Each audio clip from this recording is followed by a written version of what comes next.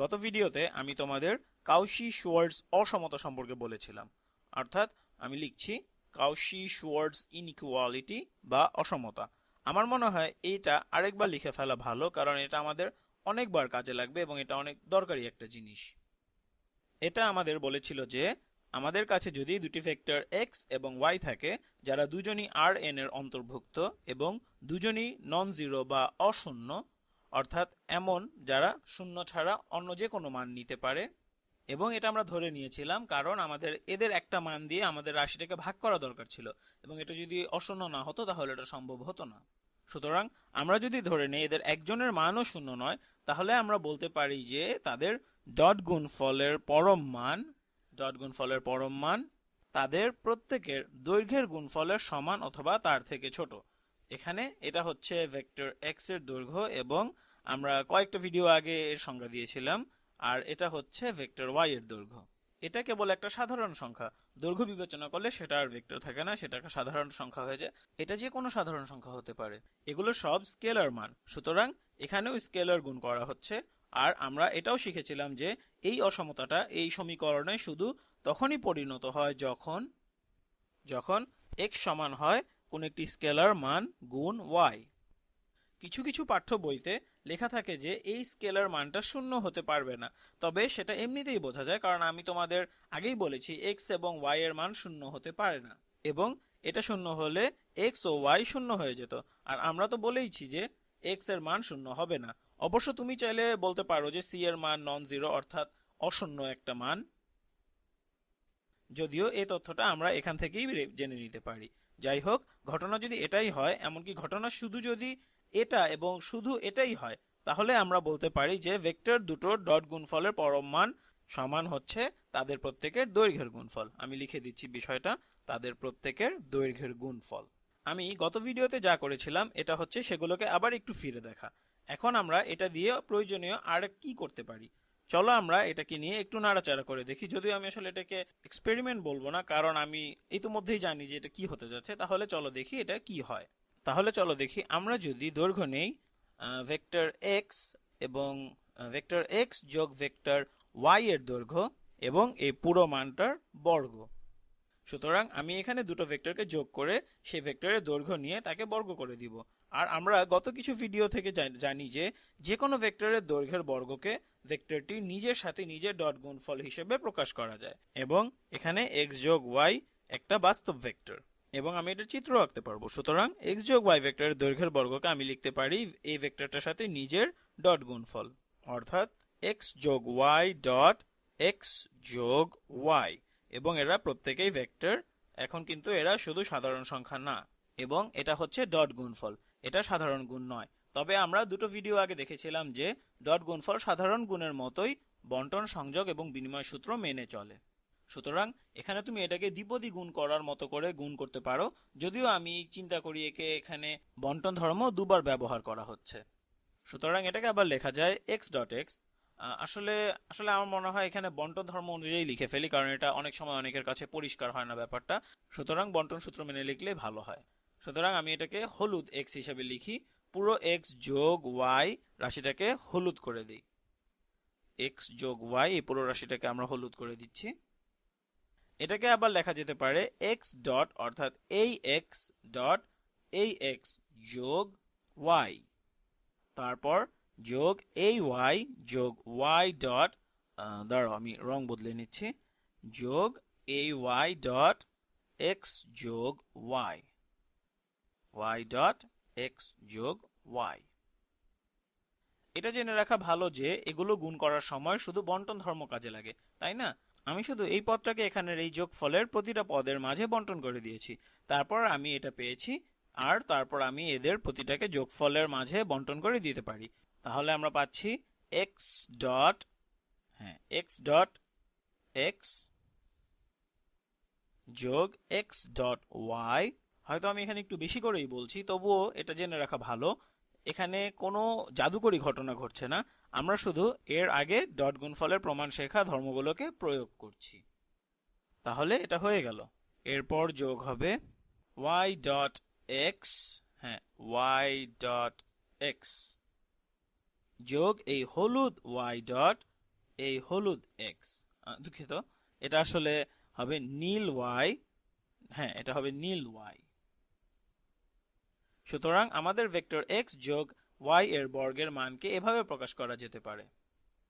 এখন আমি আবার সেই এক রঙে ফিরে যাব। সুতরাং এটা সমান হবে এটা, আর এই পুরোটা সমান কি হবে, এটা সমান হবে এক্স ডট এক্স। তো এটা সমান হচ্ছে এক্স ডট এক্স, এবং এক্স ডট এক্স কি হবে, এক্স ডট এক্স হচ্ছে, আমি লিখে ফেলি এই ভেক্টর এক্স এর মান। আমার মান কথাটা ব্যবহার করা বন্ধ করতে হবে। সুতরাং এটা হচ্ছে আমাদের এক্স এর দৈর্ঘ্যের বর্গের সমান, দৈর্ঘ্যের বর্গ। আর তারপর আমার কাছে আছে, এখানে দুটো পদ আছে, একটা হচ্ছে এক্স ডট ওয়াই আর একটা হচ্ছে ওয়াই ডট এক্স। তবে আমরা জানি এক্স ডট ওয়াই এবং ওয়াই ডট এক্স একই জিনিস, কারণ আমরা জানি এটা গুণফল নেওয়ার সময় ক্রম দিয়ে কিছু যায় আসে না। ঠিক সাধারণ গুণের সময় যেমন এটার কোনো গুরুত্ব থাকে না, সেক্ষেত্রে এখানেও গুণের ক্ষেত্রে ক্রমটা কোনো ব্যাপার করে না।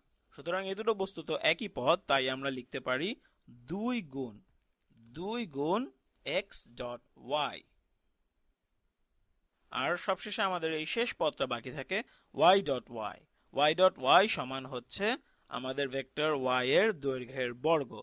এটা হচ্ছে y এর দৈর্ঘ্যের বর্গ। এবার দেখি আমরা আমাদের সেই কাউশি-শোয়ার্জ অসমতা ভেঙে আমরা আনতে পারি কিনা, অথবা শোয়ার্জ, আমি জানি না আমি এটার উচ্চারণ ঠিকভাবে করছি কিনা, তবে যাই হোক x ডট ওয়াই, এখানে আমাদের x ডট ওয়াই এর পরম মান আছে, তাই না? আর আমরা জানি যে শুধু x ডট ওয়াই এটা অবশ্যই সমান অথবা ছোট x ডট ওয়াই এর পরম মান থেকে। আমি লিখছি ভিডিওতে x ডট ওয়াই এর পরম মান থেকে। এখন প্রশ্ন হচ্ছে এটা এমন কেন, কারণ এটা ঋণাত্মকও হতে পারে। আমি তোমাকে এমন কিছু ডট গুণফলের নমুনা দেখাতে পারবো যারা আসলে ঋণাত্মক। যদি x এর সব কয়টি পদ ধনাত্মক আর y এর সব কয়টি পদ ঋণাত্মক হয়, তাহলে গুণফল হবে ঋণাত্মক। সুতরাং এটা ঋণাত্মক হতে পারে, আবার এটা ধনাত্মকও হতে পারে, এবং সেক্ষেত্রে এটা আমাদের পরম মানের সমান হবে, কিন্তু ঋণাত্মক হলে আমাদের পরম মানের ছোট হবে। সুতরাং এর সাহায্যে আমরা কাউশি-শোয়ার্জ অসমতা নিয়ে আরো কিছু বলতে পারি। এটা বোঝাই যায়, কারণ তুমি আরো বলতে পারো যে এই দেখো x ডট ওয়াই হচ্ছে সমান অথবা x ডট ওয়াই এর পরম মান থেকে ছোট, অর্থাৎ পরম মান থেকে সমান অথবা ছোট, যেটা আবার সমান অথবা ছোট x এর দৈর্ঘ্য গুণ y এর দৈর্ঘ্য থেকে।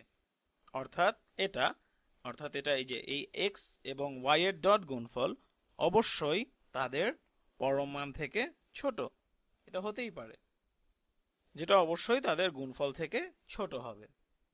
সুতরাং আমি যদি এখানের এই কথাটাকে আবার লিখি, তাহলে এই যে এখানের এই যে কথাটা আছে, এই জিনিসটা, এটা অবশ্যই সমান অথবা ছোট। আমি অন্য রং নিচ্ছি, এটা অবশ্যই সমান অথবা ছোট হবে যদি আমি এখানের এই দুটো ভেক্টরকে তাদের দৈর্ঘ্য দিয়ে প্রতিস্থাপন করি। অর্থাৎ সেটা অবশ্যই সমান অথবা ছোট।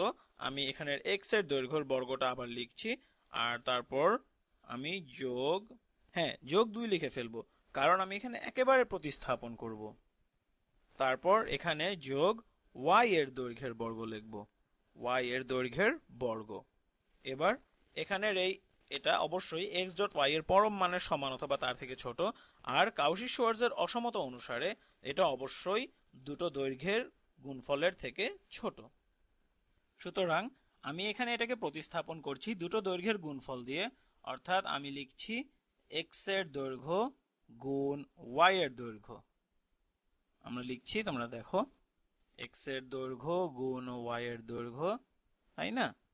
হ্যাঁ, আর যেহেতু এটা সমান, এটা সমান, আর যেহেতু এটা অবশ্যই এটা থেকে ছোট, সুতরাং এই পুরো পদটাকেও নিশ্চয়ই এই পুরো পদটা থেকে ছোট হতে হবে। এবার তোমাদেরকে মনে করিয়ে দেই আমরা এখানে কি করছিলাম। আমি বললাম এখানের এই যে জিনিসটা আমি লিখেছি, এটা আর ওটা একই জিনিস।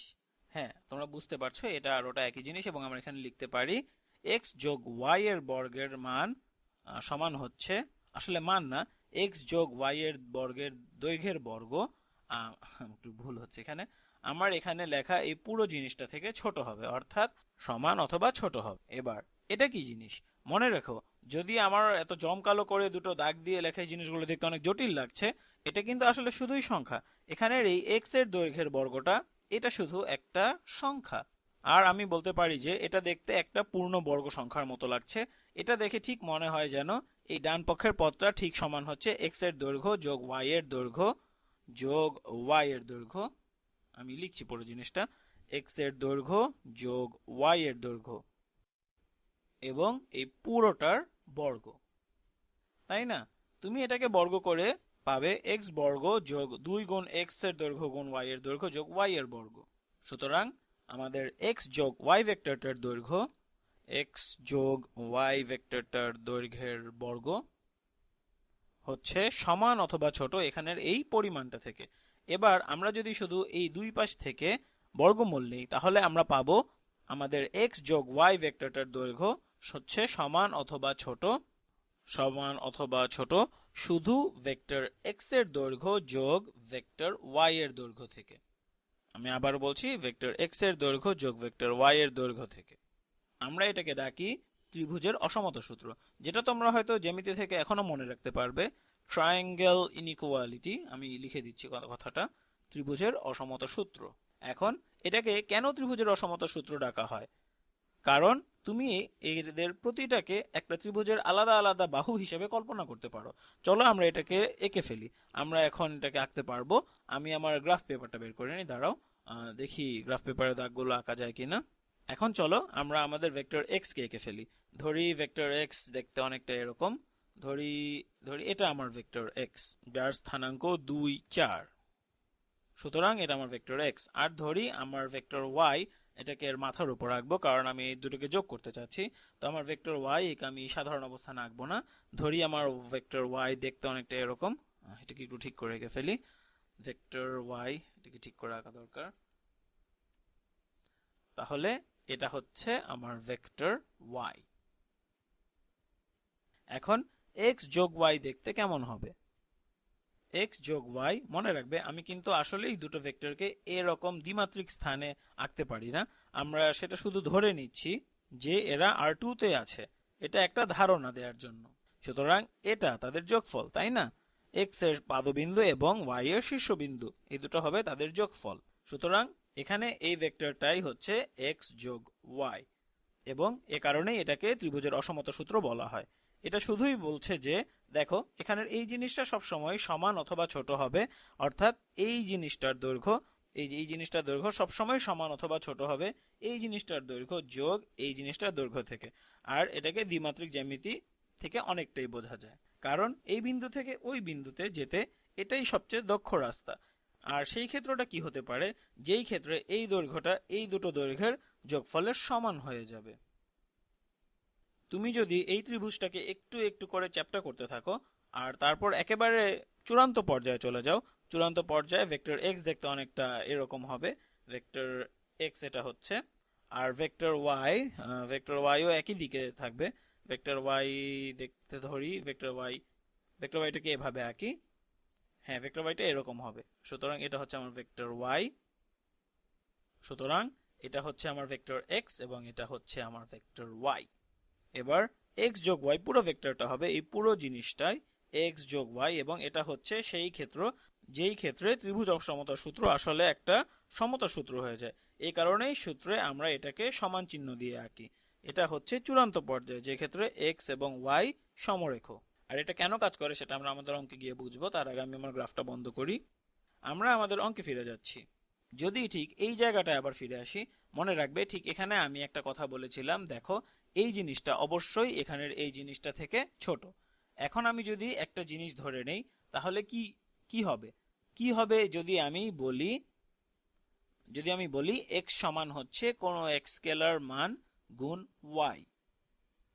এবং আমাকে এটা বলার ক্ষেত্রে একটু সতর্ক হতে হবে, কারণ মনে রাখবে আমাদের কাউশি-শুয়ার্টজ অসমতা সূত্র বলেছিল যে এই দেখো অসমতাটা একটা সমতায় পরিণত হয় যখন হচ্ছে x y এর কোনো এক স্কেলার গুণিতক হয়। তারপর আমরা সেটা প্রয়োগ করে বলতে পারি যে x ডট y এর পরম মান এই জিনিসটার সমান। তবে আমার কাছে কিন্তু এখানে x ডট y এর পরম মান নেই, আমি জানি না যে এটা কোনো ধনাত্মক মান।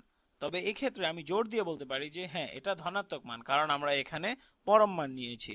সুতরাং এবং যে একমাত্র উপায় আমি জোর দিয়ে বলতে পারি যে x ডট y এর পরম মান এটা সমান, সেটা হচ্ছে যদি আমি এখানের এই c মানটাকে ধনাত্মক ধরি।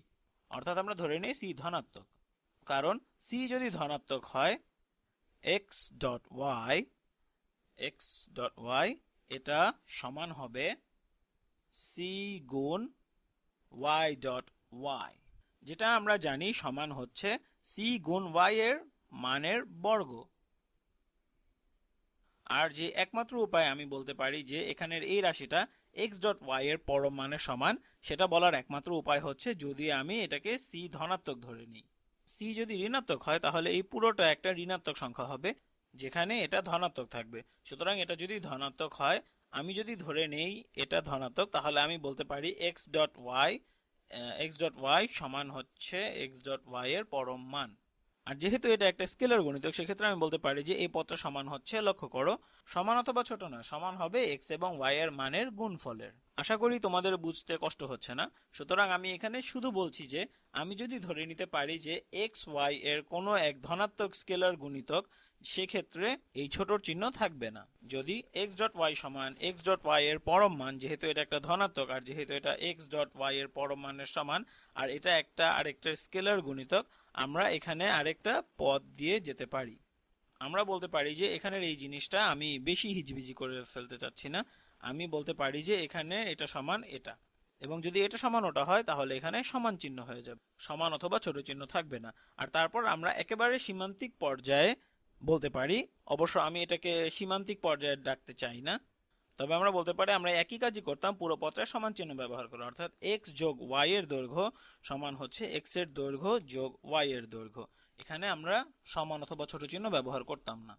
যেই ক্ষেত্রে x সমান হচ্ছে y এর কোনো এক ধনাত্মক স্কেলার গুণিতক, অর্থাৎ c হচ্ছে শূন্যের চেয়ে বড়, এই দুটো একে অপরকে মেনে চলে। আর আমরা এটা জ্যামিতিকভাবেও দেখেছিলাম, এখন আমার সেই অক্ষগুলো আর নেই, তবুও আমরা দেখতে পাচ্ছি যে x যোগ y এর দৈর্ঘ্য সমান x এর দৈর্ঘ্য যোগ y এর দৈর্ঘ্য শুধু তখনই হয় যখন ভেক্টর দুটো সমরেখ অর্থাৎ কোলিনিয়ার হয়। এখানে চিত্রটা দেখলে বোঝাই যায় যে এটা যোগ এটা এখানের এটার চেয়ে লম্বা হবে। তুমি এখন হয়তো বলতে পারো এই বিষয়টা একটু হাস্যকর, আমরা এই ত্রিভুজ অসমতার সূত্র ক্লাস 8-9 পড়ে এসেছি, তুমি এত কষ্ট করে আবার সেটা নতুন করে সংজ্ঞা দিতে কেন গেলে? আর এটাই হচ্ছে মজার ব্যাপার, আমি এখানে একমাত্র যেটা করলাম, আর এটাই তুমি ক্লাস 9-এর জ্যামিতিতে শিখে এসেছো। তবে তুমি শিখেছিলে R2-তে, অর্থাৎ কার্তেশীয় স্থানাঙ্ক। আমি মাত্রা শব্দটা ব্যবহার করতে চাচ্ছি না, কারণ আমরা পরে সেটাকে ঠিক করে সংজ্ঞায়িত করব। তবে এখানে এটা অনেকটা দ্বিমাত্রিক একটা স্থান, এবং মজার বিষয় হচ্ছে আমরা যেটা করেছি সেটা হচ্ছে এটা ত্রিভুজের অসমতা সূত্র সংজ্ঞায়িত করছি ইচ্ছা মতো নেয়া যে কোনো একটি স্থানে, অর্থাৎ এর স্থানাঙ্ক যে কোনো কিছু হতে পারে, অর্থাৎ এটা শুধুমাত্র R2 দ্বিমাত্রিক স্থানাঙ্ক ব্যবস্থার জন্য সত্য নয়, এটা 100 অথবা যে কোনো মাত্রার জন্য সত্য হবে, অর্থাৎ যেখানে প্রতিটা ভেক্টরের যে কোনো উপাংশ থাকতে পারে। আর মাত্র ত্রিভুজ অসমতা সূত্রের আসল ধারণাটা সংজ্ঞায়িত করেছি, আমরা আমাদের দ্বিমাত্রিক কার্তেশীয় স্থানাঙ্ক ব্যবস্থার বাইরেও এর সংজ্ঞা পৃথক করে ফেলেছি। এমনকি আমাদের ত্রিমাত্রিক জগতের বাইরেও কোন একটি এন মাত্রিক স্থানের জন্য এটা সংজ্ঞা দিয়ে ফেলেছি। আর যদিও আমি এখনো মাত্রার সংজ্ঞা দেইনি, আমার মনে হয় তোমরা হয়তো কিছুটা ধারণা পেয়ে গেছো। আশা করি তোমাদের কাছে এটা কাজের মনে হয়েছে এবং আমরা এই ফলাফলটা নিতে পারি, আর আসলে এটার সাথে সেই ফলাফলটাকেও নিতে পারি, আর দুটো ভেক্টরের মধ্যকার কোণ কি হতে পারে সেটা নিয়ে একটা সংজ্ঞা দিতে পারি। আর আবারও তুমি মনে করতে পারো যে কোণের মতো সাধারণ বিষয়কে কেন সংজ্ঞা দেয়া লাগবে, এটা কি শুধুই একটা কোণ না? হ্যাঁ, আমরা জানি দ্বিমাত্রিক স্থানে কোণ কাকে বলে, তবে কিছু এন সংখ্যক পর্যায়ে আমরা কোণকে এখনো খুব একটা ভালো মতো বুঝি না, সেটা পরের ভিডিওতে আলোচনা করব।